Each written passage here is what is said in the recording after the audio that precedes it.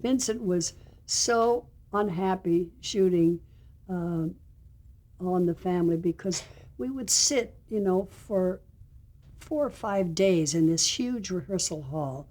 And the minor characters always had much less to do than the major characters. So you spent a lot of time just sitting, waiting to do your scene and work on your part. And that's why Sally and I would get together and do crossword puzzles and tell jokes and laugh and giggle.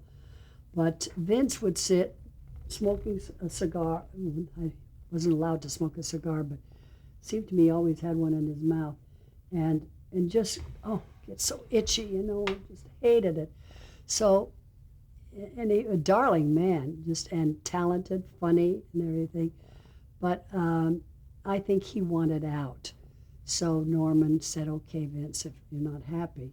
So what happened was that it was never explained on the show what happened to Frank. And every once in a while there'd be a little note or a little line in the script that Edith would say, how's Frank? And I'd say, oh, he's coming back from the road. He's been on the road now for 6 months, but he'll be back soon. And he's selling toilet seats or something like that. And then it would come time for shooting, and the script would be a little too long, and that was always the line they cut. So it was never explained what happened to Frank.